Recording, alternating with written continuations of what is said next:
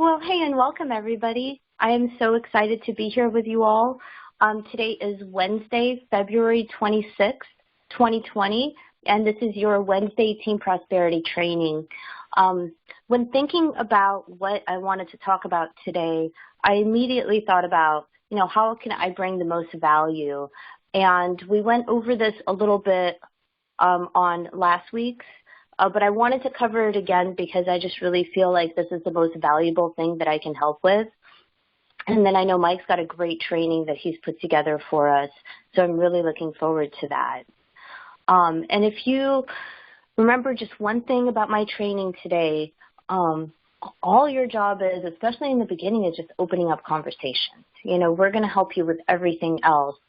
And those conversations have to be opened over the phone. They can start somewhere else, but they have to be driven to the phone. So I grabbed these screenshots this morning.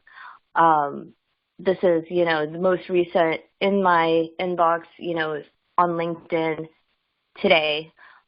Whether I'm congratulating somebody on starting a university or completing a university, on a new role, on a promotion, or I'm thanking them for the connection, my only job is trying to find out their availability to drive them to the phone so I can get to know them a little bit better and find out how can we bring value. Are they going to value from the business or, maybe looking at the products or living benefits, knowing more about how money works, financial literacy. I'm not going to know that unless I get them on the phone for at least a few minutes. So these are a few ways that I'm doing it. And when they reply, like, yeah, I'm interested in talking to you, I only give them two options of date and time. I've got a great free Calendarly invite that I can send from Google, and that's effective, but some people could maybe get overwhelmed by that idea. Maybe they haven't used it before. So you always want to make sure that you follow up. So if they say, yeah, I want to speak with you, you send them that calendar invite or you give them two times. Don't just assume that, it's over then. You actually have to follow up, make sure that you add them to a list or, put them in the CRM, whatever you're going to do to get organized, that you don't let your follow-up slip through the cracks. So we've got the CRM, we've got tasks.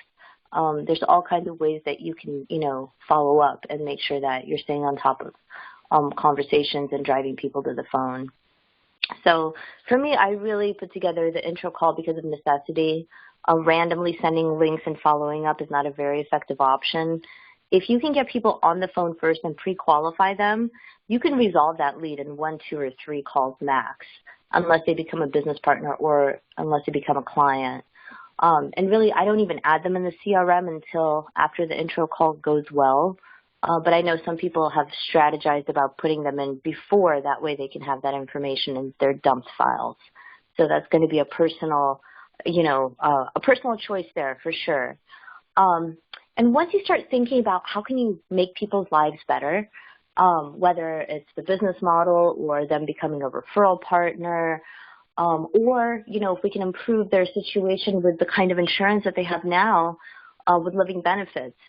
That's what we want to find out on that first or max second call. But on that life insurance, you just find out, what they have now, the face value type of plan, were they a smoker, a non-smoker, how their health is, and has their health changed since they've gotten the plan. So just a few basic things, and we can help you run an illustration, help you talk to them. Again, you're just opening up conversation. And driving people to the phone is the name of the game. Remember, you're trying to build bridges, not burn bridges. I could see bridges is not spelled correctly there, so just disregard that. I apologize. But, I had a great example even today that happened. I had a call from a doctor that used to be part of the platform, and she's actually let her life insurance license go. She's back into doing the doctor thing, and that's great. But, she gave me a referral of somebody that wants life insurance, and you just never know, if you build bridges, even if it doesn't work out for people, because it might not work out for everybody. Just be positive with people. Don't burn bridges, because you just never know when people will circle back and look at the business, or maybe circle back and give you a referral. you just never know. As long as you're nice to people, you know, what will happen. But I wanted to talk about the intro call because if you don't talk to people, you're never going to find out if they have client needs. And that's where you really want to diversify. You know, you don't want to just go after insurance agent or people that are in financial services. You really want to diversify with people that are new to the industry as well as people that are veterans. So in my personal opinion, you shouldn't have more than 20 or 25% of your contacts come from a life insurance background. You want to look for leaders and crusaders, entrepreneurs, passionate, positive people that have a good work ethic, that are coachable, and they have some computer skills. You know, you can hear me today. I'm kind of scratchy and stuff like that. It's still, you know, not very hard for me to schedule 2, you know, intro calls today so far. You know, so it's not a real hard, demanding thing. You know, we're not going out in the element or in the weather. Get people on the phone for a few minutes, let them talk about themselves. I have a few examples, you know, from last week. I spoke with a girl. She's not interested in the business. She thought maybe her boyfriend would be. She definitely has a term upgrade that we can upgrade. You know, he's got some stuff that we can look at as well. Ended up that they weren't really interested in the business, but we're definitely continuing the living benefits conversation, probably going to do a full financial needs analysis to find out what else we can help them with. So just a simple hello or a simple introduction, a quick intro call. You don't know where it's going to go. And I'm not saying 100% of them will turn out to be sales. You know, people are dragging their feet. That's human nature. But it's more people to talk to. It's more people to get in front of. And just like anything else, you're just going to keep getting better and better at it. So, you know, don't be afraid of the phone. Your worst conversation is still better than having no conversation. So you just never know where something will lead once you get people on that phone. So like I said, whether it's a connection, an anniversary, congratulating them on a new job or a promotion or a new position, whatever it is, they're going to college, they're graduating college, I just throw this little blurb in there. And I've taken out all the spaces, I've taken out all the extra words. If you can make it shorter, make it shorter. You know, people have such a short attention span, it's true. You know, so trying to drive people to the phone. Once I get them on the phone, I want to find out about them a little bit. Hi, this is Alana Amos from LinkedIn. I'm trying to get better, getting to know my LinkedIn contacts, seeing what people do, seeing if I can provide any value, seeing if there's any synergy there. So tell me a little bit about yourself. What do you do? And I just take notes. I try to take a page of notes. I, you know, agree. You know, interesting. How long have you been doing that? You know, what do you love? What do you not love? Or what do you like? What do you not like? You know, you can kind of feel where the conversation starts to go from there. Do they love what they're doing and they're not even interested in anything else? You know, I asked them, do you ever look for additional streams of revenue or ways to expand your business? It just really depends on what they've told me. Maybe they've already told me that they hate their job and they're looking for something different. You know, this is a good point to talk to them a little bit about what we're doing. You know, we're spreading financial literacy. We teach people about how money works. We just released a widely anticipated book that's going to reach over 100 million Americans in the next 12 to 18 months. You know, we're really exploding. We're in need of top talent to fill different types of positions, roles. If they're not interested in the business, this is a great time, you know, before you close up the conversation to ask them, you know, great, you know, I'm so glad that you love your job. You know, business really isn't for everyone. Before I let you go, let me ask you, do you pay out of pocket for term life insurance or do you pay out of pocket for insurance? And that could start its own conversation, you know, and it does, and it has. And it's going to convert to sales. You just have to learn to work it in, and you're about to hang up with them anyways. It's not like I'm asking them something really invasive. Somebody can usually tell you yes or no, are they paying for term life insurance out of pocket? And then you can ask them if they've heard about living benefits, you know, so that's one way a conversation could go. Really, I'm just trying to get them on the phone, whether it's for an intro call, whether it's a way that I'm going to help them, or maybe I want, you know, it's a how many works message. So we've got scripts. Email Mike and he can send them over to you. You could see that if I don't get a response from an intro call, I can go with a help message. I help insurance agents make more money and get more leads. Do you need help with that? Whatever, target audience you're going after, whatever she asks or comments, I want to get her on the phone. Let's chat for a few minutes. What's your schedule like tomorrow or Wednesday? So I try to get them down to, one time from 2 and drive them to the phone. So again, whether it's the intro call, the help message, the how many works message, get people on the phone, let us help you. That's everything that I have. I'm going to go ahead and bring Mike up. Give me just 1 second.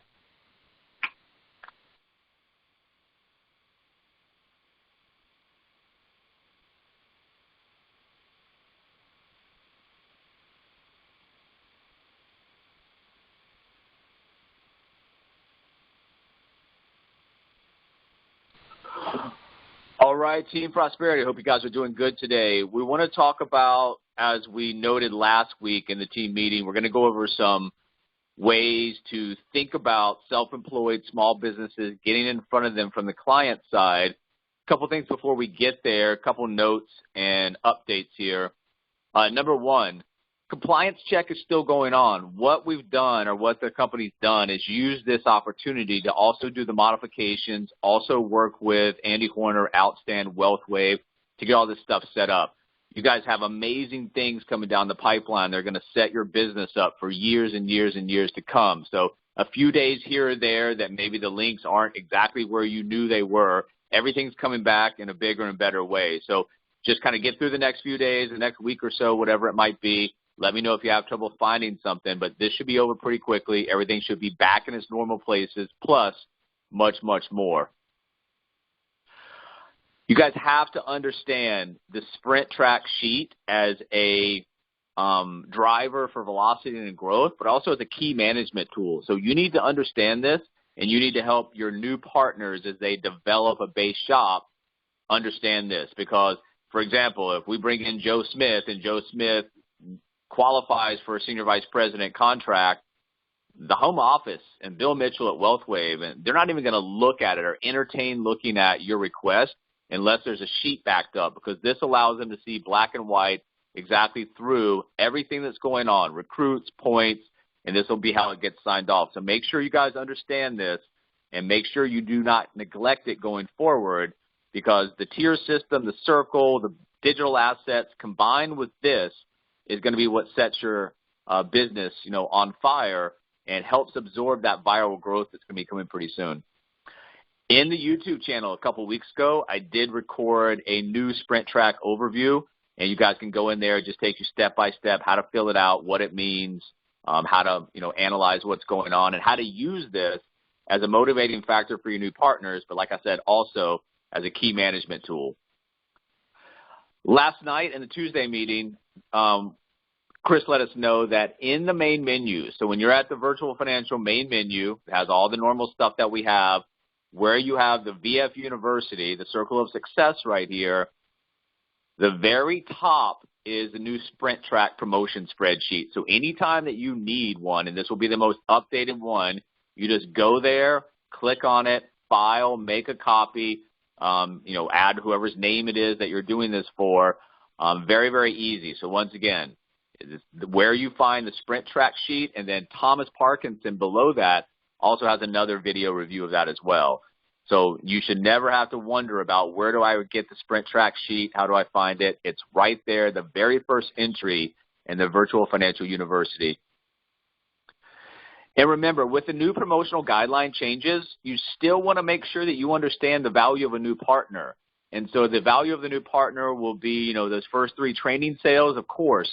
There's long-term value for that partner. It's a mutually beneficial relationship for both of you. However, on the front end, being data-driven, you want to understand, okay, if a new partner is worth X amount and I'm bringing in, a number of those new partners per month, I can start to forecast what I believe will be revenue and income growth based off those partners coming in.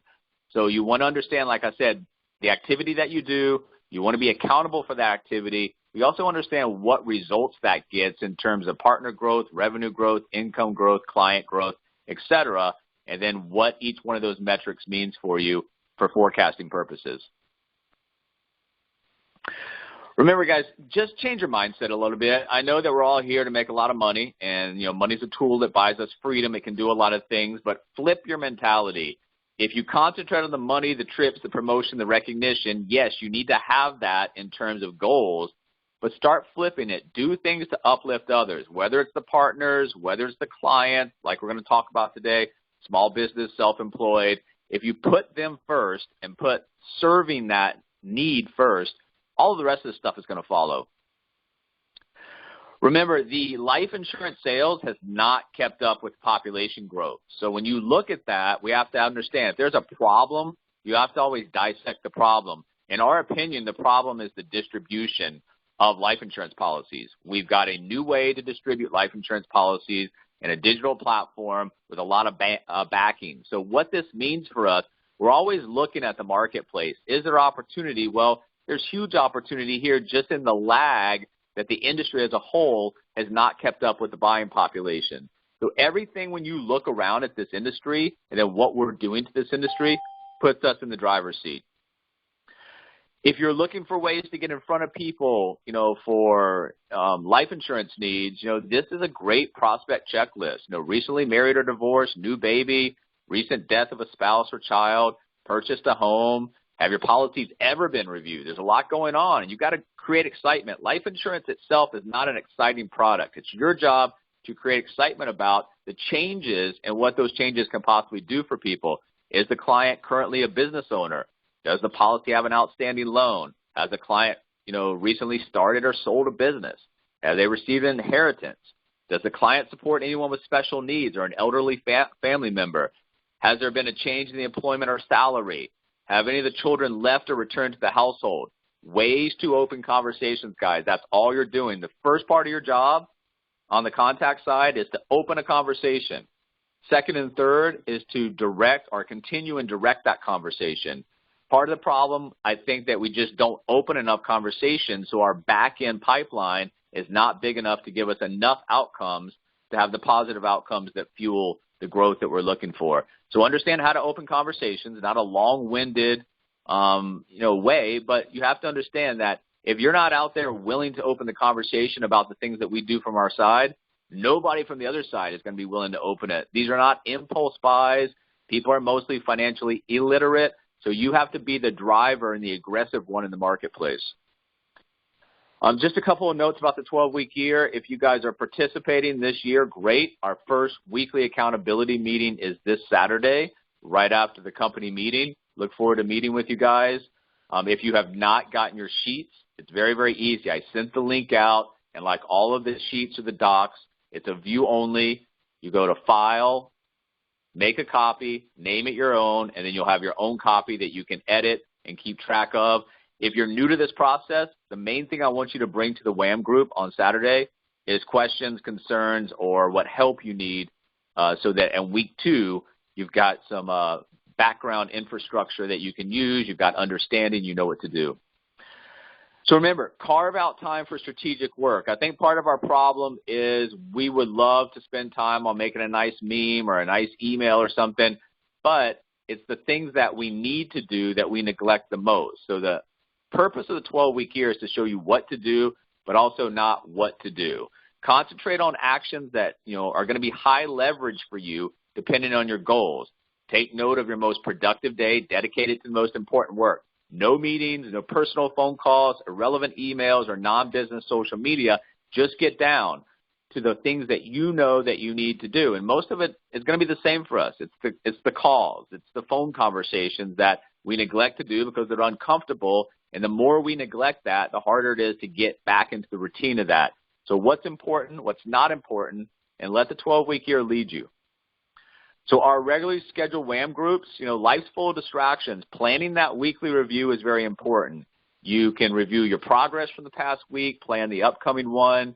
And really for our 12-week year WHAM groups, guys, this is what we want to concentrate on. You measure the results you've achieved towards your goals to date. You measure your execution to date on any leading success metrics, set intentions for the coming week, reconnect with your vision. And we'll get more and more into this as the 12-week year goes along.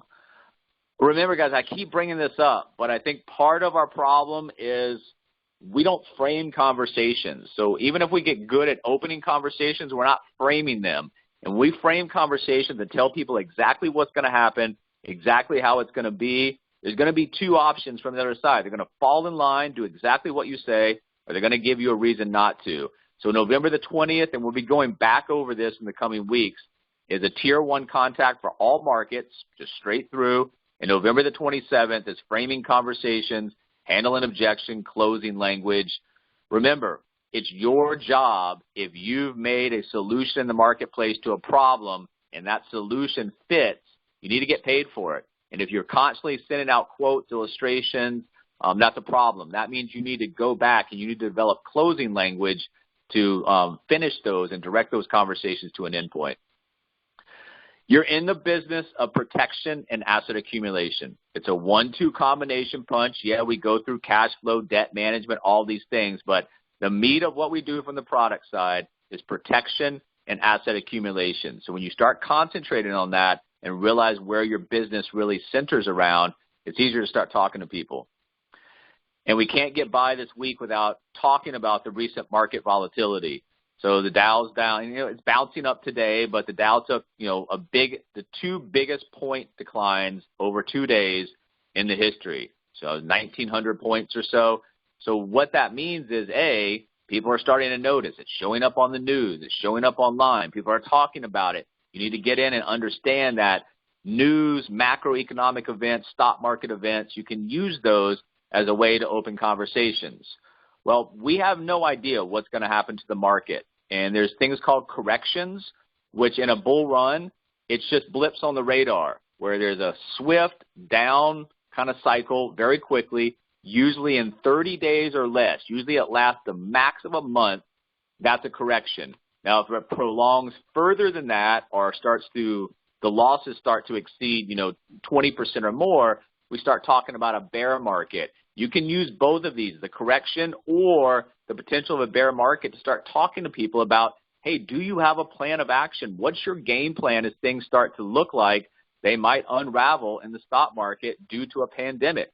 And that's very important, because if people are just going to sit on their hands like they did in 08, like they did in 01, and they don't ever learn from those periods of time, they're going to expect the same exact thing to happen to them that's happened to other people. Do they want to be in that situation? What's your game plan? All of our advice, all of our consultations, everything we do from the client side is free, no cost, no obligation. Really, guys, the only thing that you have to understand about stock markets is there's a lot of psychological reasons why they, go up and down, but essentially it's buy, sell. And if there's more sell orders than there are buy orders, the market will go down. If there's a lot more sell orders than buy orders, the market will go down very quickly. So you don't have to know a lot about the inner mechanics of the stock market. Just know that psychology of the market just depends on, are people in a buying mood or are people in a selling mood? And if the selling mood overwhelms any type of buy orders, we get very sharp, swift moves down. Well, this move down, if it gets to the point where it becomes something deeper than a correction, can be exacerbated by 3 different generations. Baby boomers, for the most part, are all in, don't have a lot of savings outside of the stock market. Remember, we're in an ultra-low interest rate environment. They were forced to take on additional risk. They cannot lose money. They'll be the first to exit. Hold on one second, guys. Okay. Baby boomers will be the first to exit. Now, Generation X, a lot of the Generation X, they've seen this before. They've seen 2001, the NASDAQ bubble. They've seen the 9/11 markets. They've seen 2008, 2009. They may say, hey, you know what? I've seen this before. I don't want any part of it again. And finally, the millennial generation, a lot of these people in the generation, they start investing in 401ks, IRAs, single investments, whatever it might be. And all they've experienced is 11-year bull run. So as they start to lose money, guess what's going to happen? That thing that comes in, that emotionally driven decisions, not data-driven decisions, we get emotional about it. We're down 20, 30%. Guess what? We're waving the white flag. I'm done with this. I just want to stop the bleeding. It feels better to know that I'm not participating at this time. If all 3 of these generations get the sell, get into a sell side frame of mind for the stock market, we could have very, very big moves down. And we've got ways to protect our clients and shield them no matter what age group they are, no matter what their needs are, we can service those. So if you've got people out there that you're talking to and they're within 10 years of retiring, well, first of all, are you planning on retiring? Are you worried about losing money in your accounts leading up to retirement? The answer should be yes. And this is stuff that Julie gave us that's really, really good. Has anyone talked to you about how to recession-proof your accounts or, shield against corrections, bear markets? How to make sure that you don't lose any money and get yourself ready to retire when you want. Put yourself in the driver's seat. Not just be the victim of outcomes because you're sitting around doing nothing, but actually having a plan of action, having a roadmap, and actually getting yourself to a place where you're comfortable and you understand what's going on. And then once again, if I could show you a way to guarantee no loss while also guaranteeing a 7% rate of return on your income bucket between now and the time you retire, would you want to see that as part of your overall action plan? Would you want to see that? Would you want to look further at this? Do you understand how this could help you? All you're trying to do is drive interest in what you're doing. And once you have, you master driving interest, creating interest in what we have, we got some remarkable products. We're not in a situation where manufacturing controls distribution. We're not selling what we make like a lot of the other companies in this industry. So you have a great broker platform that can do a lot of good for a lot of people regardless of their situation. Gain commitment. So this is one of the things that we've been talking about, whether it's partner or client side. Gain commitment, frame the conversation, direct that conversation. If I could show you a way to protect your account value from market losses while participating in market upside with no fees, would you want to see that as part of your plan? Yes or no? If they don't, I'm not going to rebuttal them. I'm moving on to somebody who actually is interested. Or if I could show you a way to create a tax-free bucket of money for retirement planning at a low cost and no obligation, would you do business with me? You're always doing assumptive closes, framing conversations. That's one of the things that a lot of you are missing. And once you get in the habit of doing that, it's going to help you close a lot more deals and help you get rid of people who are going to waste your time. Remember, the three main reasons that people will buy indexed annuities: principal protection, accumulation, and lifetime income guaranteed. When you are in need of, something from Crump, they've got a great sales support desk. You just call over there, give kind of the information about your client, what's going on, and they'll let you know what's available. They'll send it over. They'll send brochures, and then we can review it with you. We've got some other consultants in here. You've always got help, but some of the things that you need to start doing is understanding that it's not scary to call the sales desk. You just call over there. The platform sold $1.2 billion in annuities last year. Trust me, they're going to be excited and willing to help you. So when you call over there, option 3 and option 4, 5, 6, this is all right here, and you'll get to the sales desk. We'll be glad to help you. Email it out, and then somebody, if you're not understanding exactly the differences or what would make sense for the client, you got a ton of help either individually to help you prep or actually going on the call with you. So when we look at the circle, and we're going to be going over some of the circle in the coming weeks, but what we want to talk about today is the Tier 1 contact as a way to open your virtual front doors and start communicating with self-employed and small business owners. So you've got the assembly line, and remember, as an inviter, you don't have to know all the inner mechanics of all these products. You'll learn it as you go along, but if you're brand new, you can at least go out there with some of the verbiage, the language that we've created, and create interest and just let them know, my job is to do this.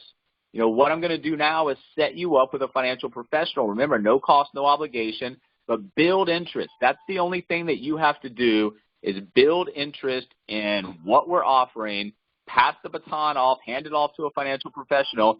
But once again, frame the conversation.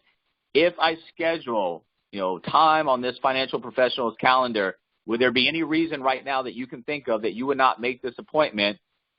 Yes, no, yes. So you're going to get the commitment on the front side, and that will help the financial professional. Remember, put in good notes, guys. If it's a cold call, if it's somebody you know, if it was a referral, for financial professional, the more you can arm that person, him or her, with, the easier it's going to be to bridge into that conversation instead of flying blind.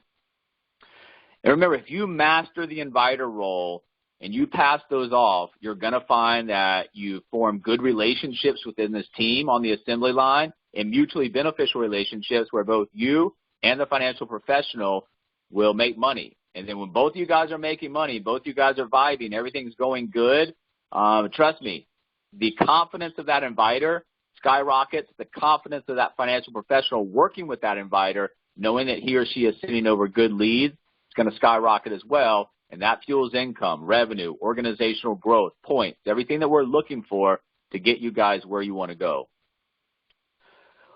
When you add a contact in the CRM, you can designate it. Is this just a general prospect? We're not really sure where it's going yet. Is this person turned into an actual rep? Is this person turned into an actual client? Is this person a business owner? So you've got ways to classify going in if you know, but you've also got ways to change that in the CRM as things develop. And remember, under the contacts, you've got ways that you can manage clients, manage business owners, and then anything that we've been assigned as a manager, it doesn't matter whether it's potential partner, potential client, business owner, it's all under assigned prospects, and the way you classify it and the notes that you put in will greatly help your manager, greatly help your financial professional. And once again, if things are going smoothly, flowing correctly, not only does the notes and the information and the contacts flow, but so does the money as well. Now, on to the financial professional. We as financial professionals, if you are one of them or if you're going to be training to be one of them, you have to understand that if the inviter does his or her role on the front side and is building interest, passing off, creating interest in what we're doing, you need to nail a presentation, because if you don't, not only is the inviter going to lose confidence in you as a professional, but they're probably going to lose confidence in the whole process. Well, why in the world am I working so hard on the front end? Nothing's getting closed on the back end. So remember, no matter where you are in the assembly line, work on your craft. Get better at what you do. Get better at being an inviter. Get better at being a manager. Get better at being a professional. And everything from a team perspective as well as an individual perspective will have huge positive ripple effects from that. Learn, practice, improve. So as a financial professional coming in, an easy way for you to go out and work your warm market is, hey, I'm training to be a financial professional in a brand new technology company that's disrupting financial services. I would really appreciate it if you gave me the opportunity to practice on you. I have to get in so many of these practice financial needs analysis, and you'd really help me. Can you do that for me? Yes or no? A, you're getting to practice, you're learning, you're improving, but now you also get in front of your warm market or people you know in a very non-threatening, non-sales way, and who knows what can come out of that. If you're doing the F&A as a practice and there's some way that you can help them on the product side and they take you up on it, great. Kill two birds at one stone. You're practicing, getting better, improving, learning, and you're creating revenue out of that.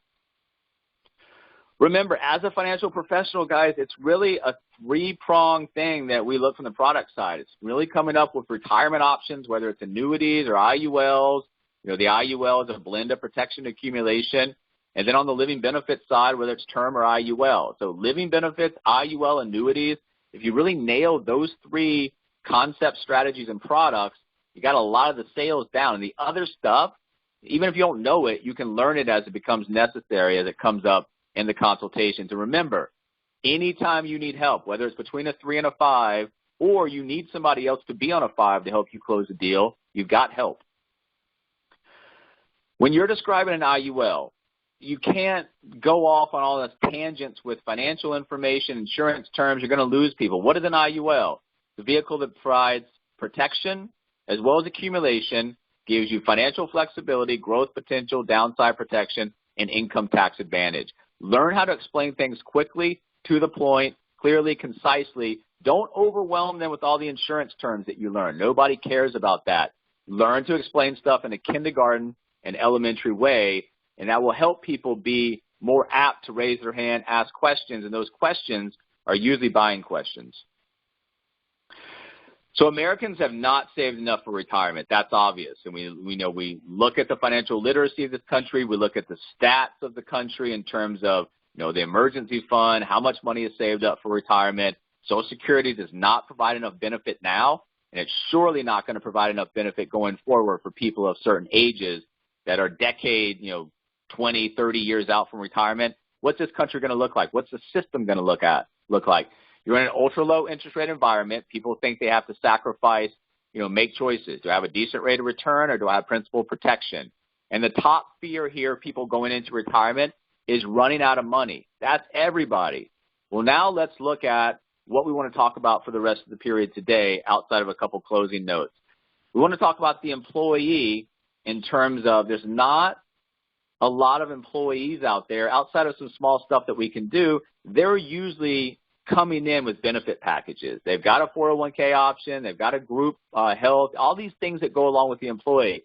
But our economy drastically changed a few decades ago from being a manufacturing-based economy to a service-based economy. And now with all the digital disruption, all the opportunity, I call this the golden age of the entrepreneur. You have more small businesses popping up. You have more contractors popping up. And guess what? They need your help. Not the employees so much, but the contractor, the small business. All of these people dramatically need your help and drastically need your help because they have to do everything basically on their own. The gig economy has put a lot of people out there, whether it's doing side hustles, whether it's doing, permanent things in the gig economy. First of all, a lot of those people probably don't even know. They can save thousands in taxes as a contractor or self-employed. Part of our job is to educate. And as you're pushing material out, whether it's email campaigns, blogs, whatever it might be, and you're centered around helping these kind of people, it's not always about a product push. It's about an informational push, value push, so that when they see your stuff, they do get value out of it, and that opens up conversations and relationships. Being self-employed, one of the greatest tax breaks there is in the IRS code right now. A lot of people aren't taking advantage of it. 70% of the small businesses are owned and operated by a single person. Think about that, guys. If we're a single person owning a business, how in the world can we wear all the hats, and how in the world can we wear all the hats effectively? So with that frame of mind and the fact that financial literacy is not very strong in this country right now, you've got a situation where the financial aspect of their business, their personal life, how they're setting themselves up for the future is neglected. And when you're having to do everything on a day-to-day basis, as I'm sure that you guys know, the days go by quick, the weeks go by quick, the months start to fly by, and the years, and all of a sudden, they're way behind the curve. We can help.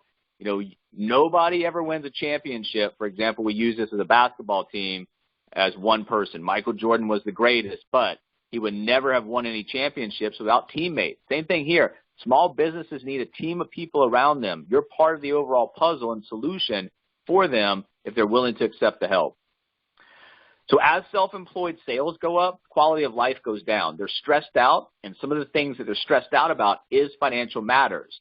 And when we talk about this in the Build a Better Tomorrow brochure, how many people are stressed out about money, what a lack of financial security does to people in terms of creating that stress factor, self-employed got even more stress than that. So when you can come in, help them understand how to prepare for the possible worst, the best, the things that they're, maybe in the back of their mind worried about, but they don't know how to really confront and take care of.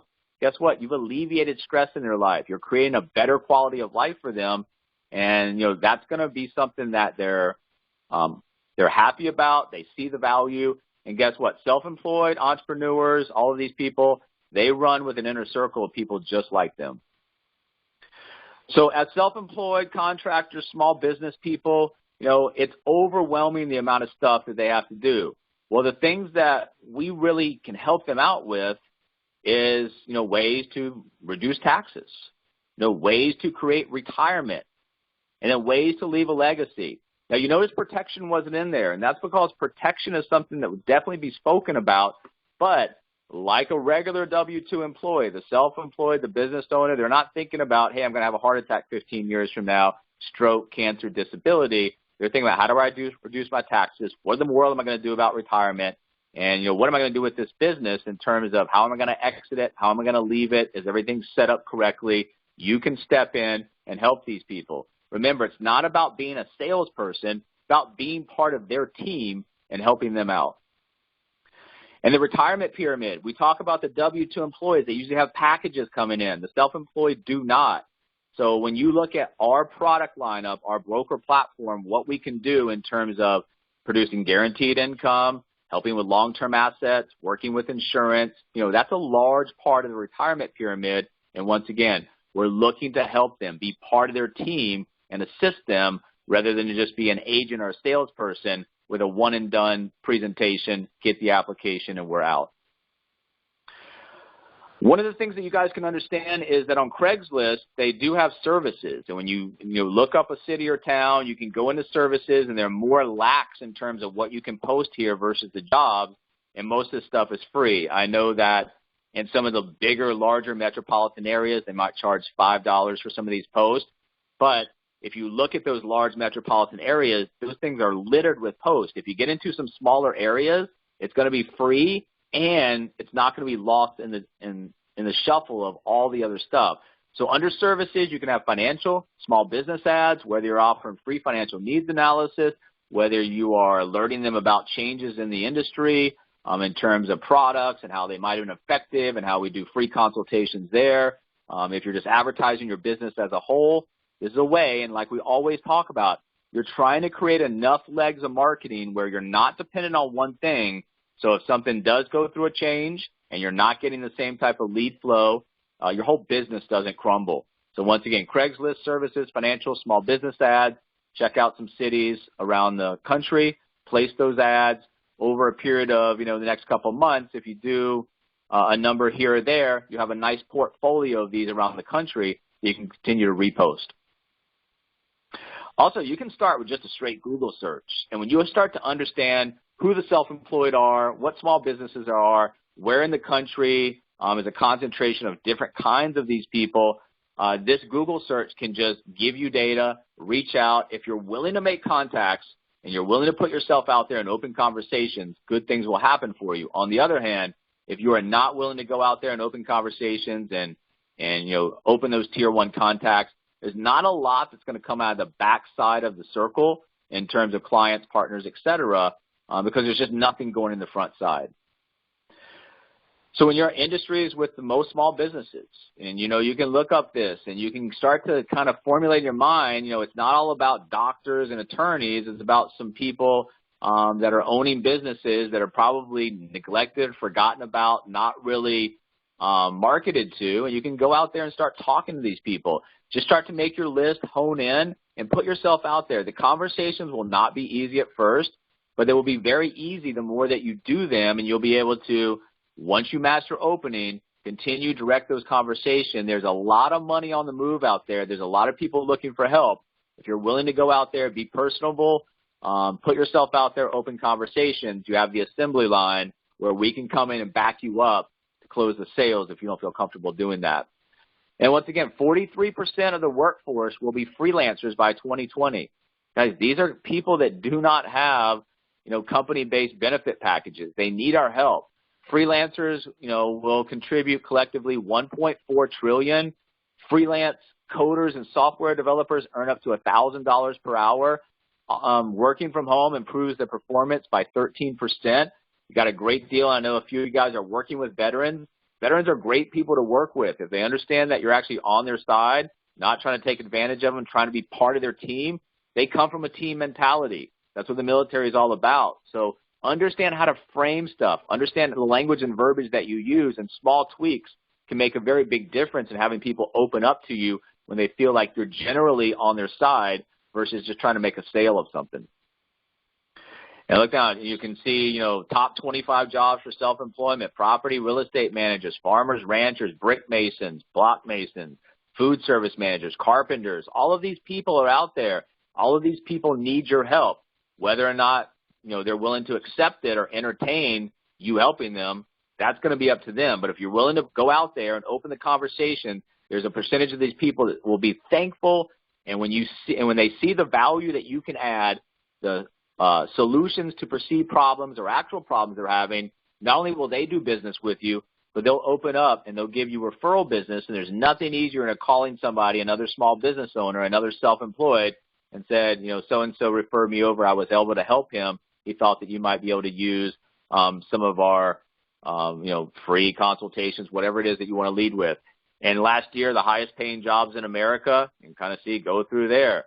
There's a lot of things that are self-employed small business that I think that we don't really think about, and these slides will kind of start to open up and help you guys think about who is it that I can go out and reach, and how can I reach them, and how can I serve them. And when you start serving people, the money will follow.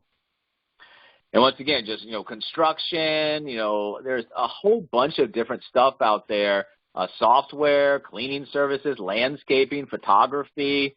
I don't know if you guys, when Alana and I got married, spent a lot of money on a wedding photographer. They're mostly self-employed, marketing service, electrical contracting, media. Just understand there's a lot of self-employed out there, a lot of small businesses out there, and it will continue to grow as the economy here changes and kind of morphs into something that we've got now, which is the 21st century. More real estate, telecommunications, automotive, just kind of go down the list, start prepping, go to Google searches, look up companies.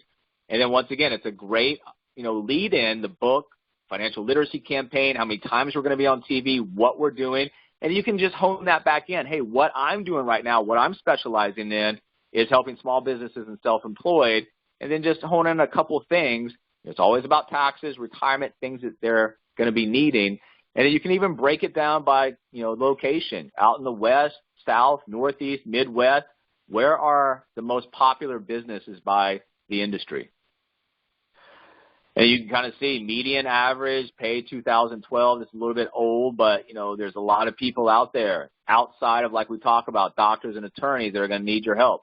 Understand where they are, understand how to find them, understand the message that's going to use that actually has them raise their hand and say, yeah, that actually is something I want to talk to somebody about. This whole country is yours. We're not territory restricted. You're not going to drive around to a local business park. Now, if you want to do that, that's great. That's part of the overall marketing plan. But you have the ability with the digital infrastructure, the digital model, what we do, to go out there and reach anybody, whether it be in Washington, Florida, Maine, California. It's all open. And with keystrokes on Google, you can look up these businesses. And like I said, if you're willing to put in the calls per week, watch what happens. Quit working with just anybody. Own your niche. Find your ideal client and make them a priority. So understand when you're out there speaking to somebody, reference that person as that person. They're in construction, or if they're in something else, reference it. Hey, I work with people in this industry right now, helping them reduce taxes, plan for retirement, whatever it is that you're going to develop in a quick script. And remember, a cold call to a business needs to get right down to the point, and that just like a partner call on a cold call, you're going from an interruption to a planned conversation. The only thing I'm trying to do right now is go from interrupting this person and their business to trying to get something on the calendar where now they know who we are, they know what the next call is all about, and they have interest in talking to somebody. Find your core service. You can't be everything to everybody, and you can't just be out there with all types of products and services, because it doesn't really make you, an expert in any one thing. So refine down to your two best core offers that you have, that you're proud of and you really believe in. Hone your skills with these offers and become the absolute best at them. When you cut off all the other offers, small offers, the things that don't really fit into your core service, you simplify your business.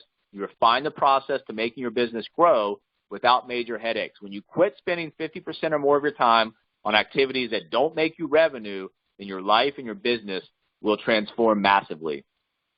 One of the things that should be a core part of what you do, this is very easy sales, whether it's new insurance or upgrade potentials, living benefits. You need to really be pushing this in the marketplace for solutions to people.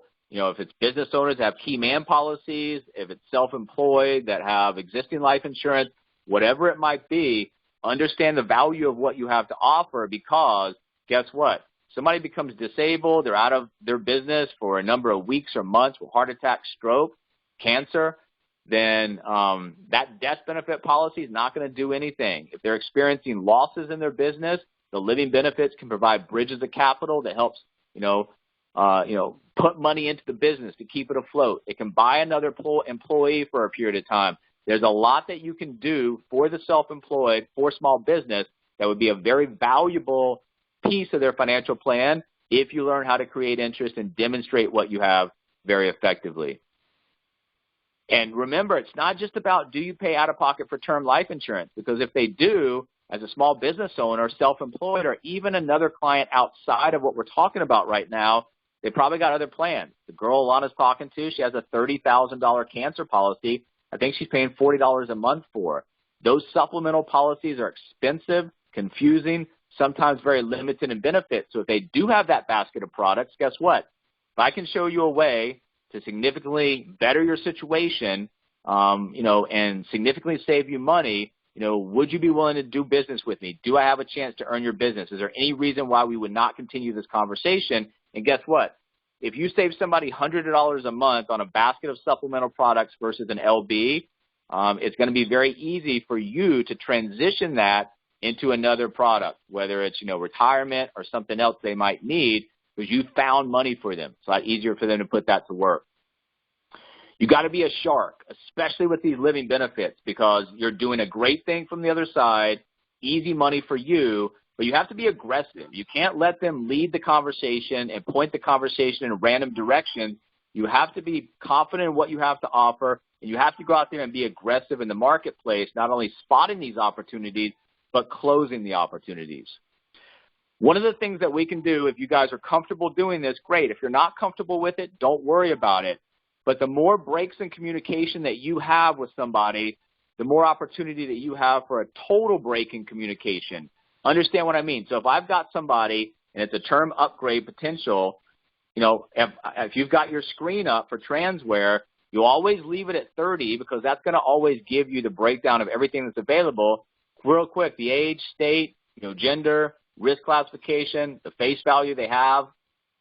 Go to the summary, and it's going to list you the quotes right here. So you can tell instantly and come back with a statement, hey, this is something we should definitely talk about further. From what I'm seeing right now, I can possibly significantly help your situation in a big way. Now, let me ask you, if we schedule a follow-up, and if I was significantly able to help you in a major way and you see the value of it and see what it can do for you, is there any reason why, you would not make the next call? And is there any reason why, if this works out, why you would not give me a chance to earn your business, why you would not move forward, why you would not do business with us?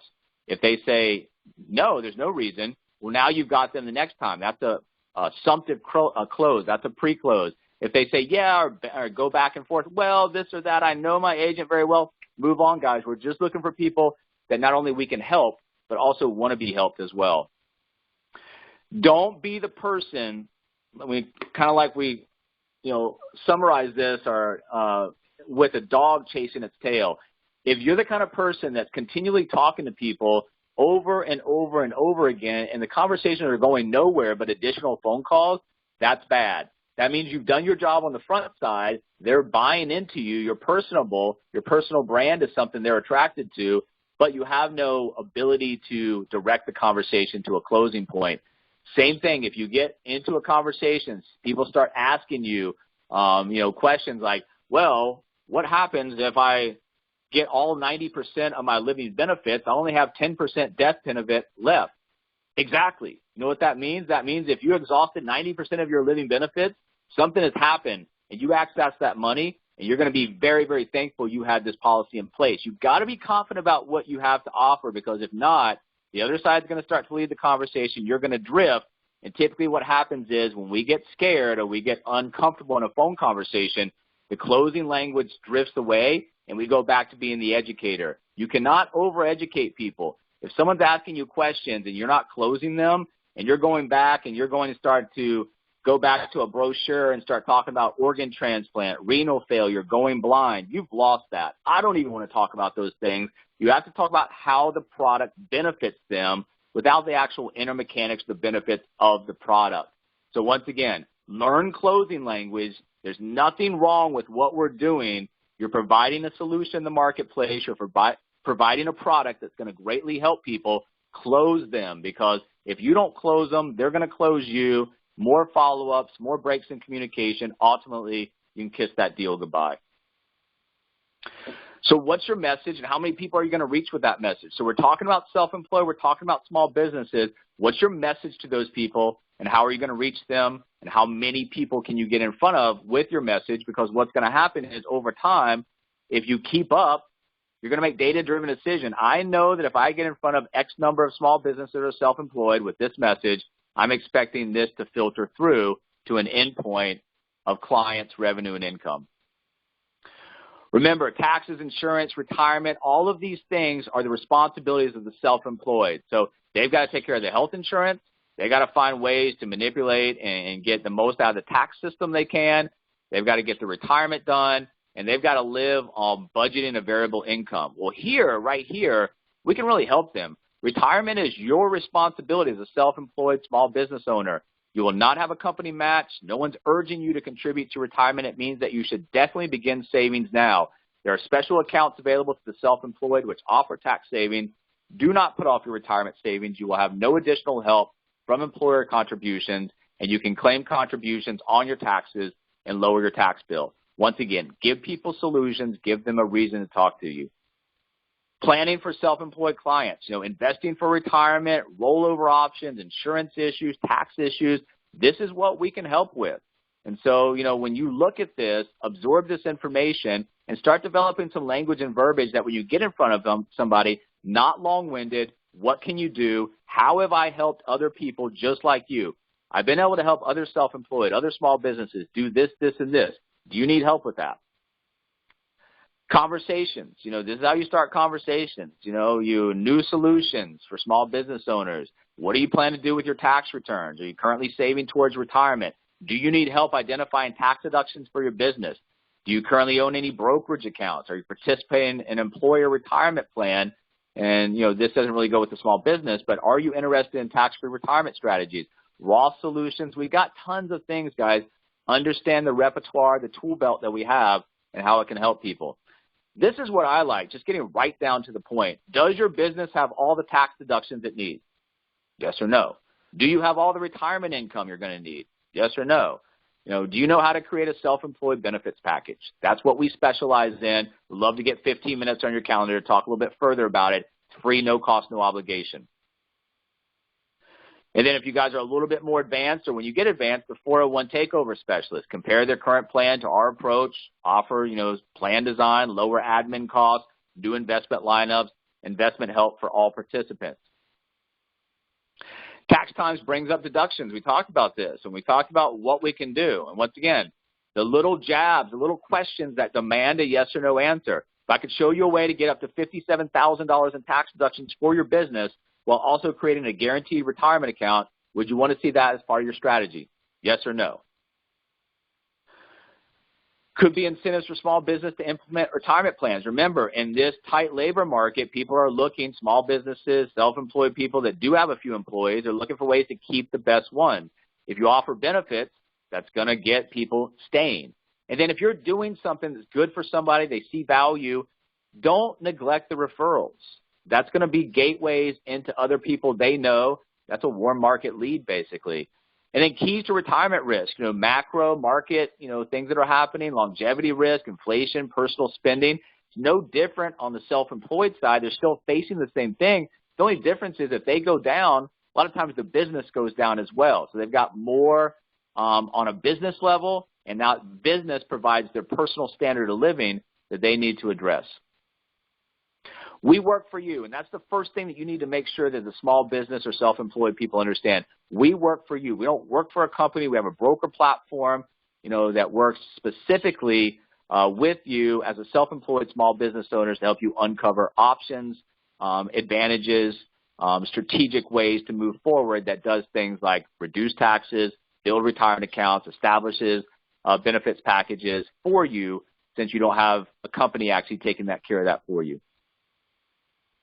Remember, this is no different if you're working with W-2, 1099, self-employed small business owner. Just because somebody's in business for themselves does not mean they're financially literate. And financial illiteracy, running a small business or being self-employed, can be way more dangerous and way more of a disadvantage to them than the typical W-2 employee. So the How Money Works book, you can use that as a lead-in. You can use that as a gift when you're on, hey, we have free, no cost, no obligations. If you want to go through that, we also give you a free book at the end about how money works just for taking your time out to speak to a financial professional. You need to be proactive. You can't just send out emails to small business people and expect they're going to answer it back. You've got to be out there. You've got to be initiating. You've got to be the one that's aggressive in the marketplace, opening conversations and leading them. If you guys give out books, and we talked about this a couple weeks ago, David and I were talking about this, and Regardless, now this is a 45-minute read, so you think somebody would be able to do it, but procrastination creeps into all of us. They put it off, haven't read it yet. Regardless if somebody's read it or not, when you get back in front of them, they have not read it, no problem. When you do get around to reading that, which hopefully you'll do that soon, you're going to see part of the book is about 7 money milestones. Those are financial education, proper protection, emergency fund, debt management, cash flow, building wealth, and protecting wealth. The first step is a financial education that starts with the book. So that's something that we can start to look at as something you're taking care of. Out of the other 6, what do you think is the most important to you or the most pressing? Great. Let me let you talk to a financial professional, because being that you have the book, you also get free, no cost, no obligation ways to, you can talk to consultants, talk to professionals, ask them anything, and get what you're looking for. The How Money Works book club, remember, if you're using that and you're forecasting income and forecasting revenue off that, understand that, yes, these are theoretical projections and forecasting, but if you're going to pass out a book and expect somebody to call you back or leave one voicemail, expect them to call you back, don't even bother. Everything is going to take extensive follow-up, getting in front of people and contacting people, but if you can get good at it and teach other people how to become good at it, this is one part of what we do that can add tens of thousands, if not hundreds of thousands of dollars to you personally or to you as the organizational build out.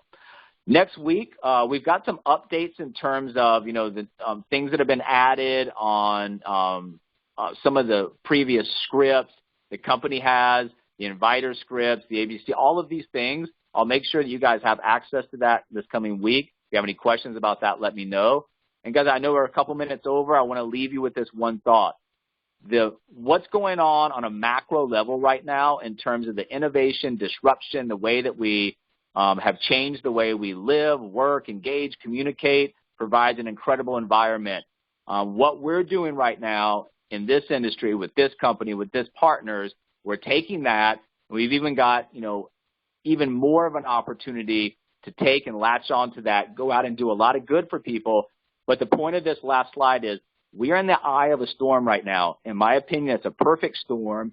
You have to take advantage of it. You cannot sit on your hands and watch this pass by, because if you do, you're going to look back on this period of time with major, major, major regret. Take massive action right now.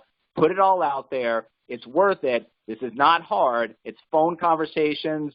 It's digital marketing. You don't have to go out there in physical locations and meet somebody face-to-face and go through the whole thing of rejection right in front of them. It's the easiest time ever to do what we do, to have the reach, to have the tools, to have the data to go out there and just help so many people. I hope you guys got something out of this today.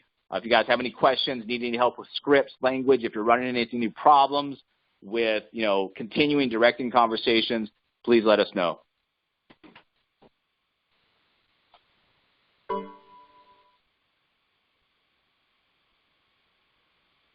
That was really great, Mike. Thank you so much. I really got a lot out of it. I hope you did too. We'll go ahead and stop the recording, and then we'll open it up for questions, anything else that we can help with.